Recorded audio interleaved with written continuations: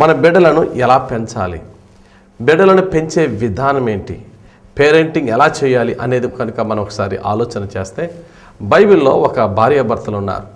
వారిద్దరికీ పెండ్లయ్యి చాలా కాలం వరకు పిల్లలు పుట్టలేదు. వారు ఎంతో ప్రార్థనలు చేశారు దేవునికి, అయినప్పటికీ కూడా పిల్లలు పుట్టలేదు. కానీ వన్ ఫైన్ డే దేవుని యొక్క దూత, గాడ్స్ ఏంజల్, ఆ స్త్రీ దగ్గరికి వచ్చి, గొడ్రాలుగా ఉన్న నీవు గర్భం ధరించబోతున్నావు, నీలో నుంచి పుట్టబోయే బిడ్డ నీ జాతి అయిన ఇశ్రాయేలీలను అనగదొరుకుతున్న ఫిలిస్తీన్ల నుండి రక్షించే రక్షకుడిని నీ గర్భంలో నుంచి దేవుడు ఇవ్వబోతున్నాడు అని ప్రవచనాత్మకమైన మాటను ఆమెకి రిలీజ్ చేసి ఆమెకి చెప్పి వెళ్ళిపోయాడు. చాలా కాలం నుంచి బిడ్డలు లేని స్త్రీకి అటువంటి ప్రాఫెసీ వస్తే ఎంత సంతోషంగా ఉంటుంది.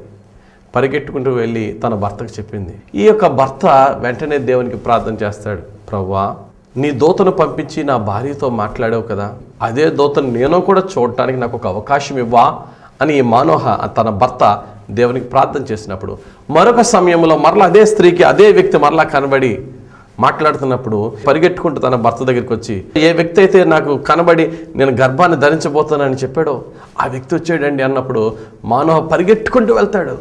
వెళ్ళి, అయ్యా, నా భార్యకు కనబడి నా భార్య గర్భం ధరించబోతున్నదని, పుట్టబోయే వ్యక్తి ఈ యొక్క ఇశ్రాయేలుని రక్షించే వ్యక్తి, ఇశ్రాయేలులకు నాయకుడని నీవు ప్రవచించావట, నువ్వు చెప్పావట, నిజమేనా అన్నప్పుడు, ఎస్ నేనే చెప్పానంటాడు. మానోహ ఆ దేవదూతని అడిగిన ప్రశ్న ఏంటంటే, అంత గొప్పవాడు మాకు బిడ్డగా పుట్టబోతున్నాడు కనుక ఎలాగా బిడ్డను పెంచాలి? ఈ మానోహ అడిగినప్పుడు ఇక్కడ దేవుని దూత మానోహతో చెప్పిన మాట, ఈ బిడ్డను ఎలా పెంచాలి అలా పెంచాలని కాదు, మీరు ఎలా పెరగాలి.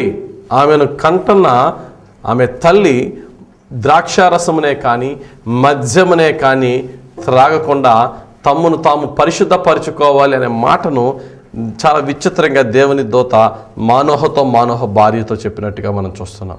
ఆ యొక్క స్టోరీలో మనం చూసినట్లయితే ఒక సత్యాన్ని గమనించాలి. నా బిడ్డని ఎలా పెంచాలండి అంటే, నువ్వు ఎలా పెరగాలరా అబ్బాయి అని దేవుడు చెప్తున్నాడు. అంటే అర్థం ఏంటి? నీ బిడ్డను పెంచే విధానం నువ్వు తెలుసుకునే ముందుగా నా బిడ్డ కొరకు నేను ఎలా పెరగాలి ఒక ఎగ్జాంపులరీ పేరెంట్గా. ఎందుకంటే గమనించండి ప్రియులారా, ప్రతి బిడ్డలకి కూడా రోల్ మోడల్ అయినా హీరో అయినా ముందు పేరెంట్సే. ముందు అమ్మ నాన్నే చూస్తారు. నీ బిడ్డను పెంచే విధానం ఏంటంటే, ముందు నువ్వు పెరిగే విధానాన్ని నేర్చుకోమని దేవుని వాక్యం నీతో నాతో స్పష్టంగా చెప్తుంది. గమనించండి ప్రియులారా, దేవునికి లెక్క చెప్పుకోవాలా. అమ్మో, ఈ బిడ్డలు నా బిడ్డలు కాదు, దేవుని బిడ్డలు. దేవుని బిడ్డలైతే ఎలా పెంచాలి? మనం సాధారణంగా మన పిల్లల్ని పెంచే విధానంలో ఏం చేస్తామంటే, గొప్ప వారిని చూపిస్తాం.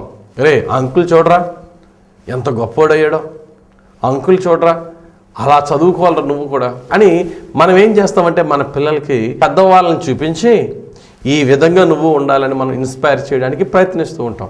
కానీ బైబిల్లో పెద్దల్ని ఇన్స్పైర్ చేయడానికి దేవుడు ఏం చేశాడంటే, బైబిల్లో మత్తయి సువార్త 18వ అధ్యాయం 3వ వచనంలో, మీరు పరలోక రాజ్యానికి చేరాలంటే ఒక చంటి బిడ్డను తీసుకొచ్చి, ఈ బిడ్డలాగా మీరు మారితేనే కానీ పరలోక రాజ్య గవనిలో మీరు అడుగే పెట్టలేరు అంటున్నాడు దేవుడు. మీరు పరలోక రాజ్యంలో చేరాలంటే ఈ చంటి బిడ్డగా మారాలి. మనం ఏం చేస్తామంటే ఈ చంటి బిడ్డను చూసి పెద్దవాళ్ళు చూపిస్తాం, మరి ఆయనకిలా మారాలరా నువ్వు అంటాం.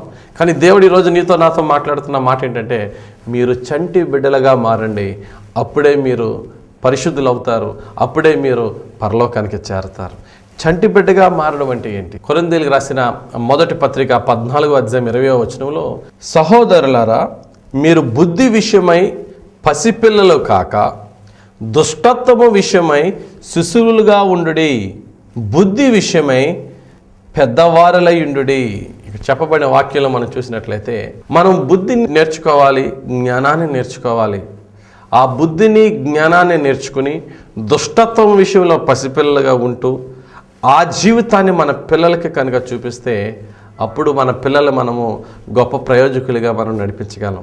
గమనించండి, బైబిల్లో చాలా చోట్ల తల్లిదండ్రుల్ని పిల్లల్ని మధ్యనున్న ఈ యొక్క సంబంధాన్ని రెండు విధాలుగా పోల్చాడు. ఒకటి ఫాదర్ చిల్డ్రన్ రిలేషన్తో పోల్చాడు. రెండవదిగా పాస్టర్ అండ్ ద కాంగ్రిగేషన్. ఒక పాస్టర్ గారు ఆయన యొక్క సంఘమును కూడా ఫాదర్ అండ్ చిల్డ్రన్ రిలేషన్తోనే పోల్చాడు. మరి దేవుడు తన బిడ్డలైనటువంటి మనల్ని ఏ విధంగా పెంచుతున్నాడు అనేది మనం చూస్తే, గాడ్ ఉపయోగించిన పద్ధతి ఏంటి మనం చూస్తే, అదే పద్ధతిని మనము కూడా ఇంప్లిమెంట్ చేయగలిగితే మనము కూడా ఒక మంచి పేరెంట్స్గా మనం ఉండగలం. మన బిడ్డల కొరకు శ్రేష్టమైన సమయాన్ని ఖర్చు పెట్టి బిడ్డలతో స్పెండ్ చేద్దాం, టైం స్పెండ్ చేద్దాం, బిడ్డలకి బోధిద్దాం, మనం నేర్చుకున్నది బిడ్డల్ని శిక్షిద్దాం, డిసిప్లిన్లో పెడదాం, బిడ్డల కొరకు కన్నీటితో ప్రార్థన చేద్దాం, దేవునికి అంగీకారమైన బిడ్డలుగా దేవుని ముందు నిలబెడదాం. దేవుడు తన పరిశుద్ధ వాక్యం దీవించి మనందరి జీవితంలో నెరవేర్చునుగాక. ఆమేన్. ప్రార్థన చేసుకుందాం. ప్రేమ నమ్మకమైన యేసు ప్రభువా, నీకు వందనాలు. మహిమగల మా పరలోకపు తండ్రి, నీకు స్తోత్రాలు. నీ బిడ్డలను మీరు మాకు ఇచ్చి ఉన్నారు. ఆ బిడ్డలను నీ ప్రియమైనటువంటి మీ దాసులముగా మేము వారిని మేపుటకును వారిని కాయుటకును నీ పరిశుద్ధాత్మను నడిపింపు మాకు ఇవ్వండి. ఈ వాక్యం విన్న ప్రతి తండ్రిని ప్రతి తల్లిని నీవే నడిపించమని, ప్రతి యవన బిడ్డను నీకు ప్రీతికరమైన బిడ్డలుగా తీర్చిదిద్దమని యేసు నామములో ప్రార్థించి వేడుకొనుచున్నాను తండ్రి. ఆమెన్. God bless you. దేవుడు మేము దీవించుగాక. మిమ్మల్ని ఒక బ్లెస్డ్ పేరెంట్స్గా దేవుడు నడిపించునుగాక. ఆమెన్.